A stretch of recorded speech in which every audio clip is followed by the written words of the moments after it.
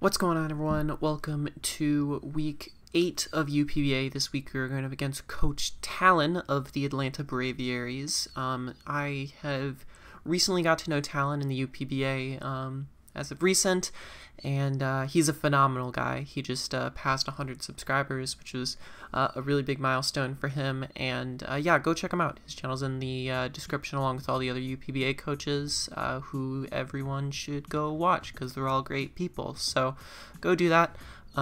This matchup is a little terrifying. I would probably go as far as to say this is the hardest matchup I've had thus far. I have a feeling my week 9 matchup's going to be mildly harder than this, but as of now I'm pretty sure this is my hardest matchup, which is a little scary, but I hopefully have come up with a team that is capable of beating it back. It will require me playing very meticulously, so if I am capable of doing that, I feel hopefully good that I can get a win here. If not, though, it's going to be because his offense outpressures my Mons before I'm able to break some of his stuff. So I am looking forward to this game. Both Talyn and I are people who are sort of vying for a sort of comeback at this point in the league. Talyn kind of had an opposite story as I did. Talyn won his first 2 weeks, and he's been on a 5-game losing streak since, and I've been on a 2-game winning streak since being 1-4. So hopefully, you know, my streak continues, and so does his in a way, like, so that we have a better shot at playoffs. But it does sort of stink that I'm going head to head with someone else who's equally sort of enthusiastic and vying for playoff potential alongside me. I will say this game is a must-win alongside other games. That being said, if I lose it, I mean, I have other games I could win. I mean, I could hypothetically go 7-5 at the end of the season, but looking forward to future matchups, you know, still got Galadite, I have Voxeter. Those are 2 people who are the 2nd and 3rd in the league overall. You know, I need to get some cushion before I play them, so hopefully this game is going to be able to do that. Talyn's team is pretty interesting. It's an AEGISLASH, Tapu, or not Tapu Lucha, Indeedee Lucha, and then a lot of offense in things like Nidoking, Darmanitan, and Scrafty, and then a pretty solid defensive backbone with things like Vaporeon, Goodra, Tangela, Rotom Fan, Scrafty sometimes, and, you know, I think that's basically, for the most part, what it is. And then there's Mr. Mime and Armaldo. I don't think either of those have too great of a matchup against me, but I guess we'll have to find out. But the Mons I expect are probably the top 5 plus either Vaporeon or Goodra, although Scrafty is another possibility to come against me, given I do have, you know, a MEW, which could invite dark types to be brought against me, and, you know, could be something that Talyn thinks about in prep. I've never played Talyn before, so I don't really know how he thinks, so I'm just sort of going to go for what I think is best in this matchup. I will say I built a whole team, and then I scrapped it entirely and then came up with this new team thanks to Austrian George. So thank you to Austrian George. He's a great guy. He's a pretty good showdown player, so big shout outs to him. Alright, so let's show what this team is. First, we have a Registeel. Yes, this is, believe it or not, the first thing I put on my team. Ordinarily, I try and, like, throw a setup sweeper on my team or some kind of win con per se, but we ultimately realized in prep that the way I'm going to win this is through sort of a bulky offensive playstyle in which I get up rocks instantly. So the first thing I put on here was a rocks Registeel. So I decided to make it physically defensive. It should be able to take a Jolly Scarf Flare Blitz from Darmanitan from full every single time. It sometimes takes Adamant. Doesn't take like Life Orb or Choice Band. Not that I'm going to stay in like right away on Darmanitan if you know, it ends up being in on Registeel, but still a pretty nice calc.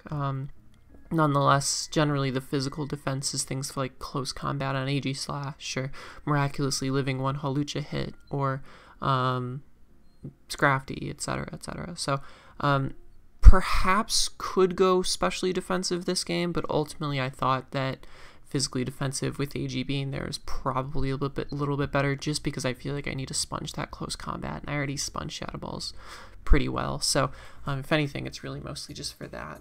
We have Rocks and Toxic because that hits a majority of his team. The other things it doesn't hit are things like Nidoking and AEGISLASH, which is why we have Earthquake, and then Body Press, generally speaking, is a nice neutral move to hit against him, which is sick, and that's obviously why we have so much defense too, is to up that Body Press damage as well, which could hit things like Scrafty and Vaporeon and Goodra for a little bit extra damage. But I don't see myself keeping around Registeel that long. I think perhaps the reason I was losing my early games and I played a bulkier playstyle was because I was so focused on preserving things. I'm not super focused on preserving Registeel. Once it gets rocks up, its job is done, for the most part. We have a specially-ish defensive Starmie next. This underwent a few different options. I was thinking about Assault Vest, and I was also thinking about running a little bit more offensive, although with the similar moveset. This is basically just with the intent of keeping hazards off my side of the field. I ended up swapping last minute from Analytic to Natural Cure because if he does bring Toxic Vaporeon, I want to be able to switch into it, and also given that I'm probably going to be trying to clear things like Toxic Spikes away potentially, given I don't have Weezing or Roselia on this team, having Natural Cure to make sure I'm cured of poison as well is going to be pretty nice. But Scald, Toxic, Recover, Rapid Spin sits in front of things like Vaporeon, and also this, believe it or not, switches into Nidoking. I mean, to be fair, it's still going to do like 70% to me with an Earth Power because Nidoking's just that strong, but no one in the right mind stays in on Starmie, so it gets me a free Recover, and then I could sort of just rinse and repeat the same process. I do have to be careful about, though, to not be too passive about it, but it is sort of functioning as a good switch into Nidoking once or twice if I feel like I need it to be, and then spamming Toxic again is going to be really important this game, just to get everything sort of chipped and in range and such, and then spin to keep hazards off my side of the field. The next mon that I'm bringing is Rotom Heat. It has enough speed to outspeed a max speed Jolly AEGISLASH, which of course also outspeeds things like max speed Scrafty as well. And then everything else is in HP and defense. This is basically the Darm answer, which is why I'm running Chardy Berry rather than Heavy Duty Boots. I'm really hoping that I am capable of keeping off hazards with Starmie, and meaning that Rotom Heat won't take rocks as much. You know, his rockers aren't spectacular anyway. He has Nidoking, which Starmie comes in on and spins in front of, although I do have to be careful of AEGISLASH switching in, and then he has Armaldo, and that's it. So I felt a little bit comfortable not bringing Boots as much this week. This did bite me in the ass last time I did this, which was week 1, where I was like, he doesn't have great rockers, so I'm not going to run Boots, and then I didn't run Boots, and then Tyrantrum came with rocks, so hopefully it doesn't screw me over this time, but unlike last time, I actually have the proper hazard support to help me out, so hopefully it'll be a little bit better. Alright, so now we start to get into the offense of the team. We have the Choice Band Diggersby, which is here as a spectacular revenge option against things like Hawlucha, where I can Quick Attack it, and since Hawlucha isn't grounded, Quick Attack even hits during the terrain. It hits Darmanitan for like 60 to 70%, and other than that, Earthquake knockoff just hits the entire team. It's a great option to bring in against AEGISLASH insofar if I need to, particularly just because it can't Shadow Sneak me or anything, and if it's not plus speed, I always outspeed. If it's not like autonomized, for example, I can always outspeed it and fire off a knockoff or an Earthquake. I originally had Body Slam over knockoff, but I went for knockoff because 1, if Tangela wants to switch in, I'd like to get rid of its Eviolite, and 2, it just serves as a nice like middle ground play for like if I'm in front of an AEGISLASH and I'm afraid that he's gonna go like hard Lucha or something, knocking it off right away puts it in Quick Attack range and it would kill the AEGISLASH otherwise. So just gives me a nice mid ground option in certain situations, which I like, and also it lets me get rid of items, which is also very nice. The next mon is a Scarf Terrakion. I don't think this has the greatest matchup, but I sort of looked at what I had so far and felt that a setup Scrafty, like a DD Scrafty, could be very scary, as well as an autonomized AEGISLASH, which this Terrakion with Choice Scarf outspeeds both of them. It was kind of just like an emergency thing, and I think that's just going to be important. Dual Stab, Earthquakes hit AEGISLASH and Nidoking, and Mega Horn hits the Tangela if it wants to switch in. There's really not much else to say about it. It's just really my revenge option this week to his offensive sets. And then this is a very, very wacky MEW set. It's pretty weird looking at it at first. You'd say, why would you want to raise your stats and then just like overheat out, and then, you know, you lose the, you know, why would you overheat anyway? Why wouldn't you be flamethrower or whatever? So the reason behind this is that either I can use up the eject pack early in front of AEGISLASH and overheat.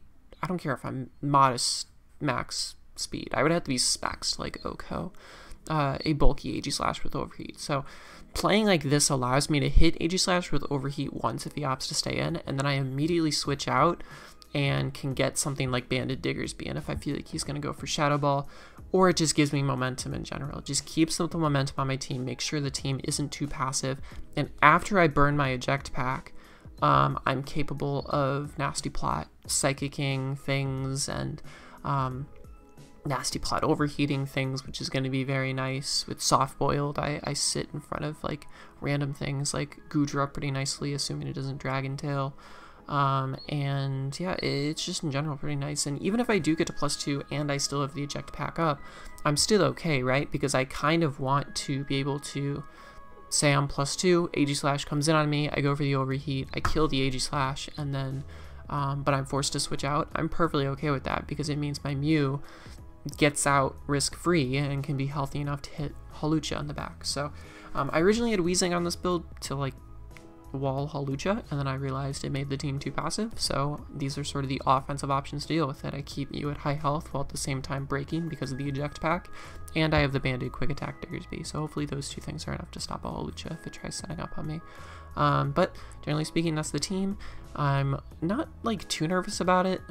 As I've said in previous games in UPBA, like the past 2 games, like it's really great that I'm winning, but my sights are a little bit more set on UBL. Not saying that I'm not gonna try on this, but like as you can tell, I clearly put a lot of effort in this build, but I don't want to hold myself to some expectation that like I'm gonna be playing amazing from here on out or something like that. You know, I'm just gonna play it by ear, see how these games go, and maybe we'll ride the playoffs. So yeah, hopefully that happens, and if not, hopefully at least it'll be a good game. So I will see you all in the battle. Jeez. So I just got some exercise for the first time in my life, so I'm really sweaty, which is why I like changed into a tank top and stuff. But freaking, I am playing this like 20 minutes later than I scheduled, and it's because I got lost. I like found myself on the other side of the river in my town, and I couldn't find a bridge to get over, so I was like on a sprint back to like make sure I didn't miss this. I'm gonna say good luck, have fun. The calc right there. The thing about like getting exercise for once in your life is it like it makes you sleepy, right?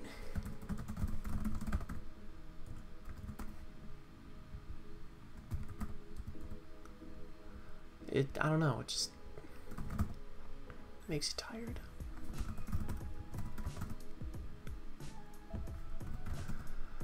It's like because you're exhausted. That's what happens. I was just out for like an hour, so there you go.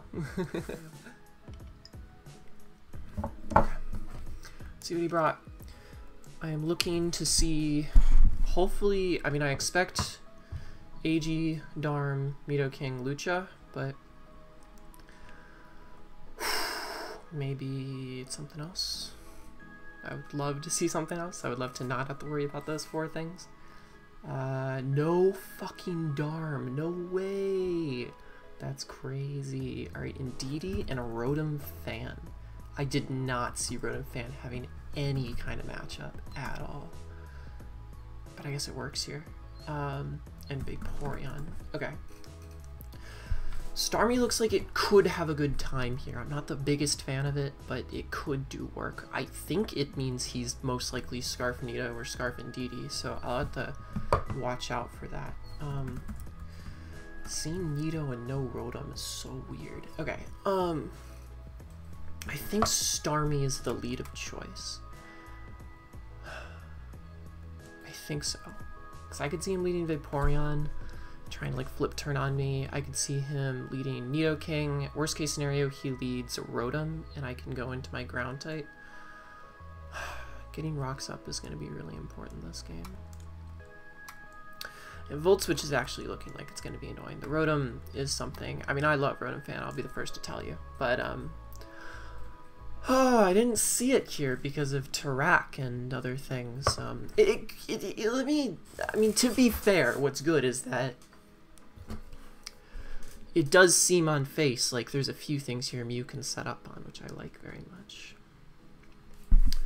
So we'll see what he leads with. I led Starmie, right? I don't even remember. Cordelia. Yep. I don't know why I had a feeling he'd leave Vaporeon, but he led Vaporeon. So I'm going to be able to calc this flip turn damage, not that it matters, so I'm just going to go off for a Toxic. This is a little stupid.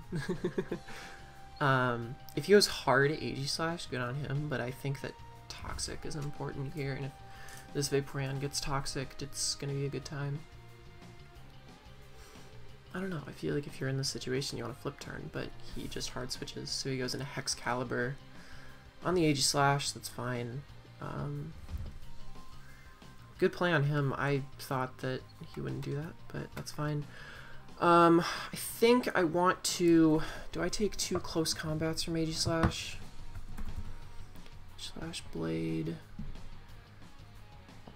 Registeel. I don't like switching into this thing very much, although I do think Rotom's a bit more expendable now. Actually, it's extremely expendable. So I'm going to go into this, because I don't want to let anything get too chipped over time. No, I'm just going to be able to fire off a overheat at some point. So we're gonna see this damage here. 157 Iron Head. Wow. Okay. 157 down to 142. You're not Life Orb.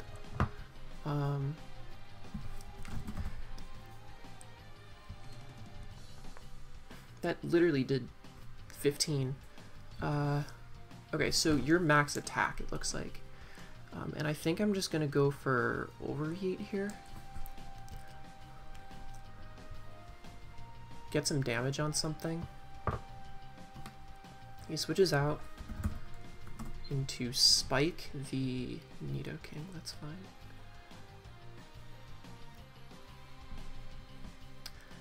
That does a chunk.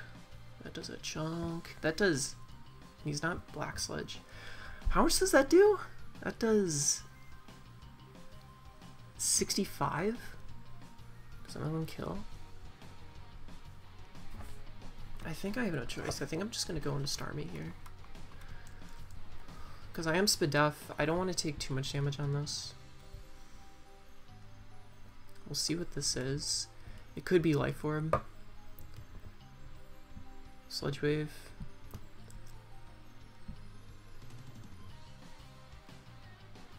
$161 to 70. Did 91. You're not Life Orb.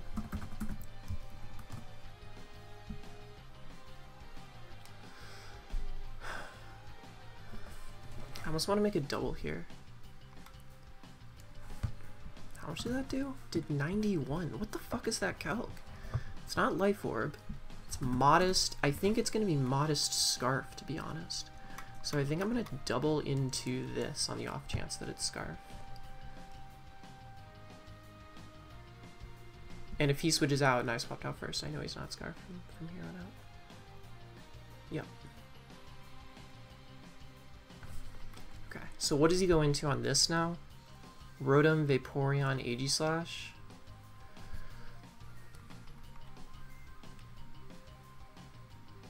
All of those things I want to go into Diggersby on.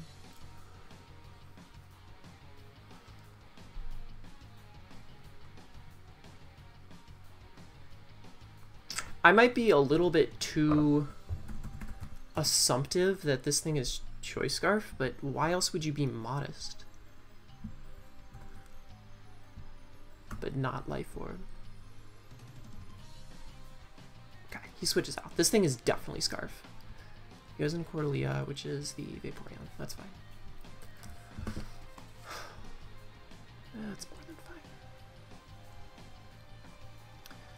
I am going to... How much does Earthquake do? No, I can't let this get damaged. I have to U-turn here. And I gotta get up rocks up at some point. Got to get up rocks at some point.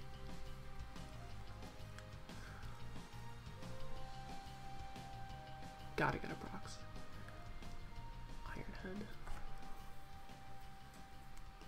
He's gonna be defog on Rotom, which is gonna be mildly annoying. To be honest, rocks aren't as big of a deal with this without what's its thing alive. Okay, he's gonna protect you, that's fine. So he's protect. Might as well get this calc up. I'm ahead on time. It's fine. U-turn does 32 to 37 to a defensive set. I imagine we'll see a flip turn here if he has it. Yep. 32 to 37. That looks to be max defense. If I go into this right now, what happens? He goes into the thing, it's not great. He goes into Nidoking if I go into this. If I go into Starmie, he goes into AEGISLASH, which I like a little bit more. Because I can go Rotom and then fire off another Overheat. He flip turns, that's fine.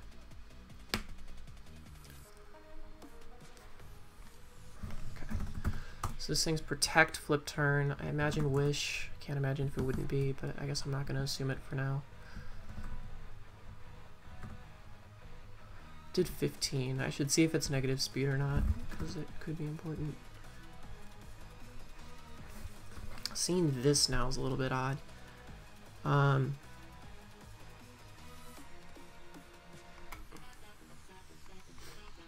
Super odd. I think I'm just gonna go into Tin Titans on this. Try and toxic it.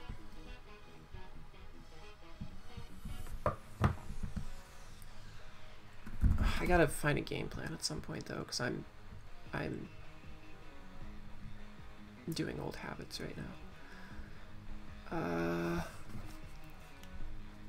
Do I want a toxic or rocks? I think I want a toxic first.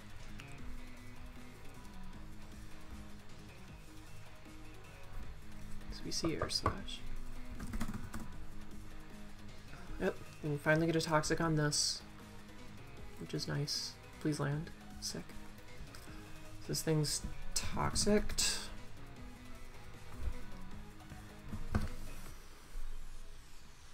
And leftovers. Might as well get up my rocks here. I don't know what this does to me.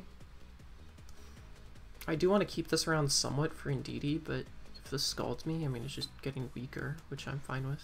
So I'm gonna get up my rocks. Wish, that's fine. I'm gonna EQ here to prevent, like, you know, him bringing Nidoking back in.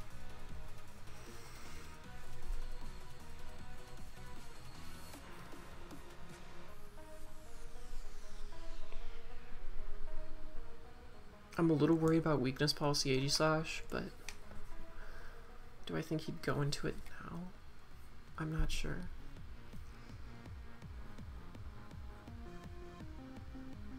I guess we'd have to see. AEGISLASH Blade, if he's max attack, close combat at +2, actually only has a small chance to take me out, so please go into the thing.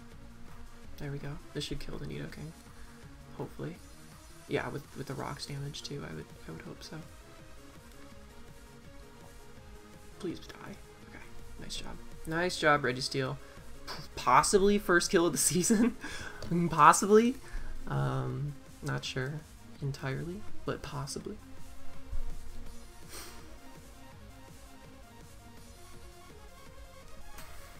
So Vaporeon's toxic and at like 60%.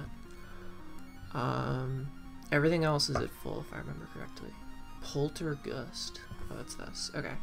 I'm okay with toxicking this, right? I think I just want to toxic it. He defogs. That's fine, because I can just spam rocks, I'm pretty sure.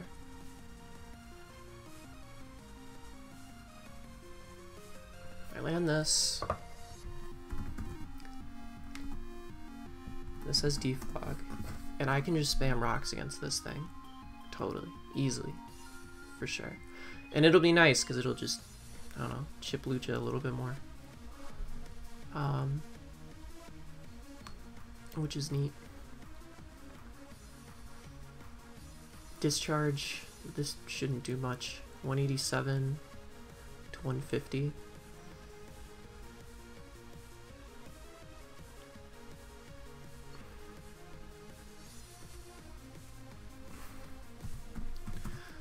Air slash defog discharge. Are you not Willow? I think I'm gonna rocks again. Just in case. Like if he defogs here. Now he just discharges again, so I guess I could have gotten a little chip off. Actually, I probably can't do this, to be fair.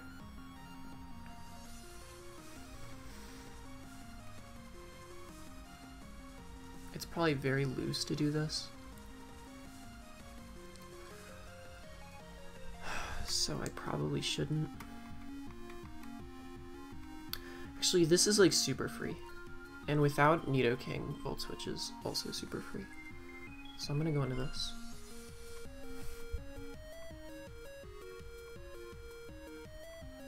He's just gonna go for discharge. That's fine. Does literally nothing. And this thing is just gonna get more and more chipped. Kinda just want to overeat. I don't know if that's a weird play, but I kinda just do. But I actually want to keep this healthy, to be honest, so I'm just gonna Volt.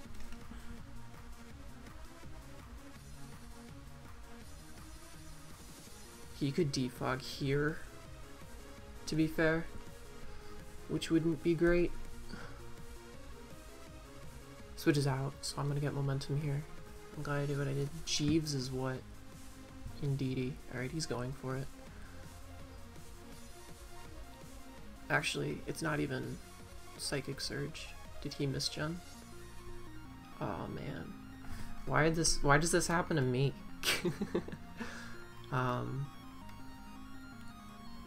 Okay. Well, okay, maybe it's not intentional. What is the other ability? Synchronize, Inner Focus? Because maybe he wants to keep Shadow Sneak intact. And that could be a thing. So I'm not gonna pretend like it's like dumb that he's doing this. I could go into Snake Eater and recover on this, I'm pretty sure.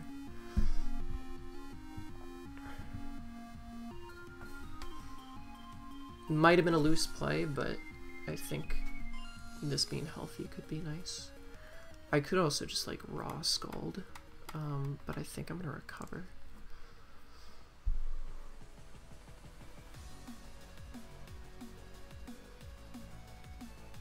And if this thing sets up like a Calm Mind or something, then, you know, it'll be chipped with Toxic or something. There's no way this is running Rest Talk, you know. Alright, what is this? What does this have?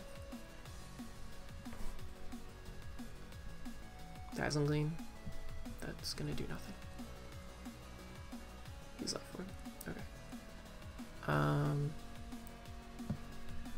Let's just go for Scald, to be honest.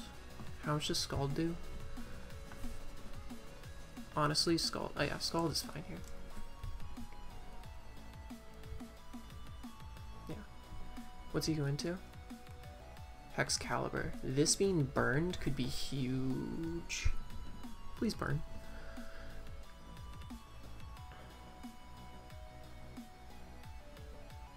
Okay, no burn, but that's fine. I think I just go into Rotom again here. Like, So we're just rinse and repeat. He really is having trouble breaking me. A lot of trouble. Be fucking baller to see head smash here, but I don't think I will. Close combat, yeah. And I imagine Volt Switch kills, to be honest. I don't know, maybe that's a loose assumption, but Rotom Heat. I do outspeed this because of how I EV'd it. Volt Switch, if he's -1, does 64 to 70, but that's max HP, which I doubt he is, so it's Volt Switch. And if he King Shields, then obviously, like, I outspeed this, right? Am I going crazy? This thing is Choice Scarf as well. Let me just make sure, but I'm like 99% sure I EV'd outspeed this. 124, yeah, max hit 123. I remember that pretty clearly. Okay, that's fine. Good to know, actually. So I can just go into this now, right? And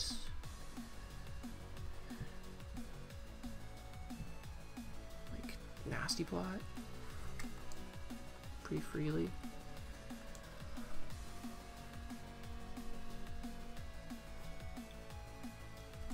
Like, there's no way this is a jetting error.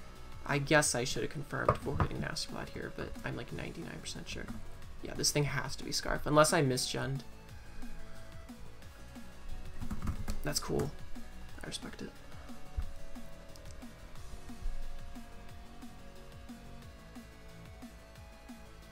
Maybe I could have doubled to MEW there, but it's not risky, to be honest.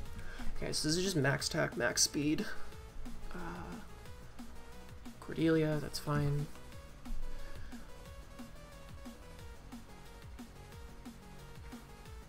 Canastiplat here. And now something drops to a Psychic. I mean, I guess not AEGISLASH, but I mean, that's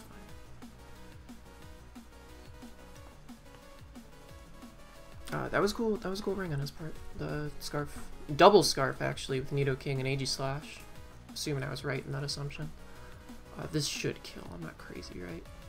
Yeah, okay. Whoa. Whoops. Okay. So I imagine he has to go AEGISLASH here and lock into a Ghost move. Am I fucked if he does that? I actually don't want him to do that because it is... I need this alive for Lucha, I'm pretty sure. So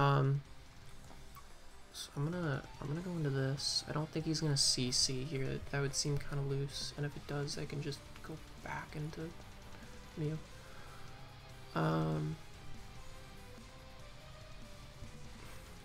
What do we got? CC? Shadow Claw. That's fine. He crit me there. Do I bother Earthquaking? Probably. Could also Toxic. Actually, no. He's locked into this. I can just go Diggersby. He goes Lucha hard. Wow. What if I Toxic'd there?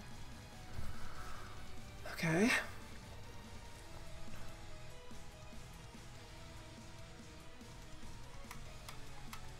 That's a wild play.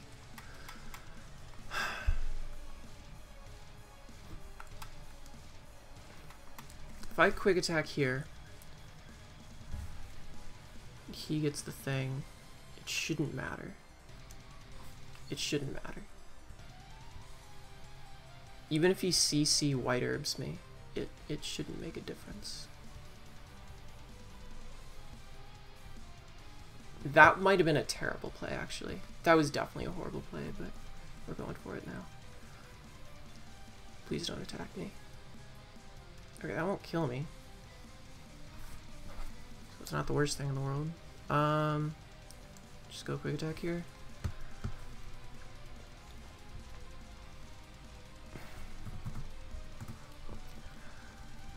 Switches out into Excalibur, that's fine.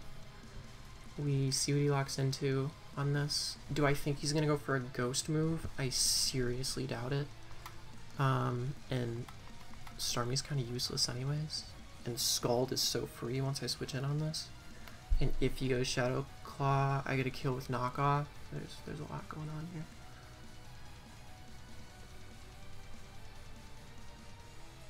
Do you Shadow Claw? Wow, good play, good play, good play. Well done. Do I live? No, I don't live. Oh, it's a crit! I might have lived. It's an AEGISLASH, I doubt it. Okay, good play by him. I don't like this. Shadow Claw.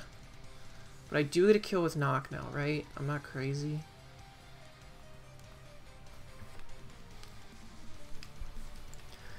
It's spooky.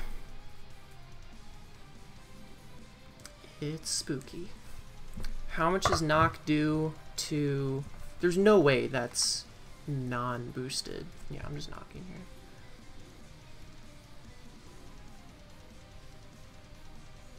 Okay, switches out. I need to keep this alive, preventing him from locking into anything scary. Jeeves is the Indeedee, so this is gonna die. Do a knockoff. It's spooky. This is certainly spooky.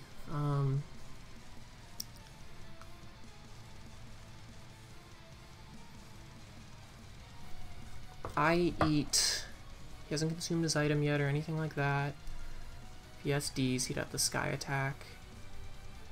The MEW. I don't want to go hard MEW. That seems like a throw. I'll have to analyze my options. I actually don't even remember what I have left. I have Registeel left as a sack, actually, which could be something that I could take advantage of. But this is interesting. This is an interesting situation. Okay, he goes into Excalibur. So, what's the deal on this? You know, is he gonna CC me? What's up? I think I'm just gonna go into Tin Titans. Whatever he locks into, I can take advantage of.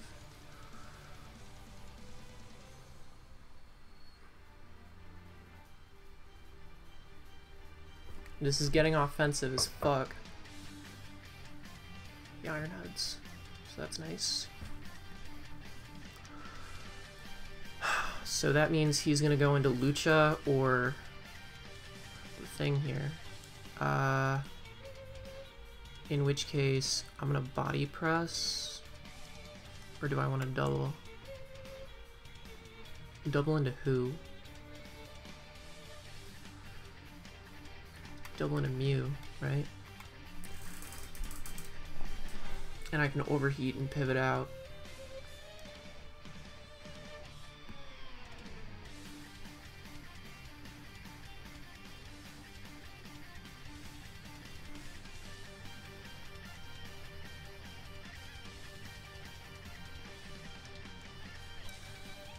I have soft-boiled even if I make this call wrong. No, I make it right. That's Rotom. Okay, Rotom's gonna be at about 40, right? Do I have to Psychic or can I overheat? I'm at 255, so I mean, I'll be okay. Psychic does 35 to 42, Overheat does 33 to 40. So the question is, he's at 33. I think I want to guarantee this in the off chance he's like max something else. But Overheat's safe, and if he withdraws, then okay. Well, he doesn't withdraw, but hopefully this kills. If it doesn't, then okay, it doesn't. So I'm actually bizarrely in a bizarre world. I'm glad I made this play. Because I can go Registeel here to prevent the Pain Split. and in turn not take damage with OED fogs. Okay.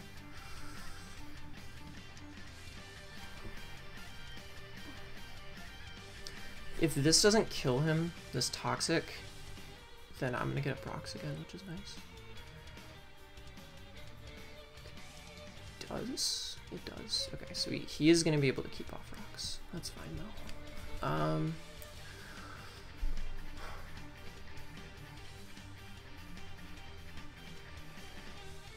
If he was Lucha, I just have to toxic it. And if I miss, I miss.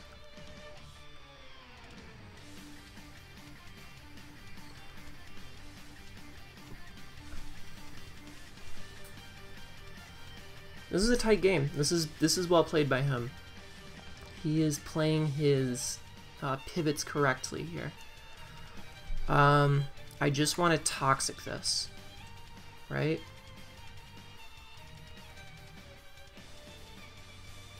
Prevents like random roost spam or anything like that. He's just gonna close combat me. Just chill.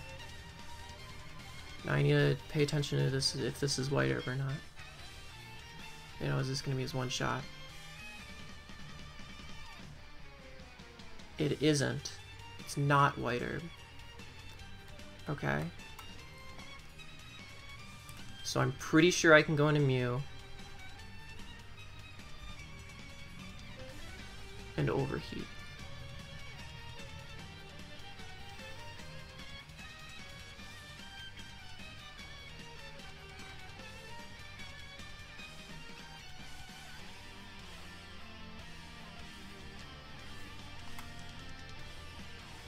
Covers the AG switch.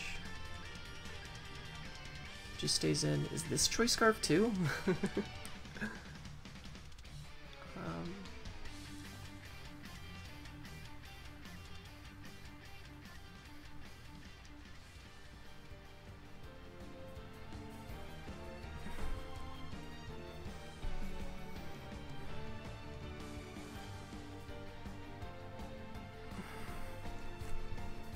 Now, do I chew? Because I want to keep my differential as high up as possible. Do I chew a AEGISLASH hit? I definitely kill with I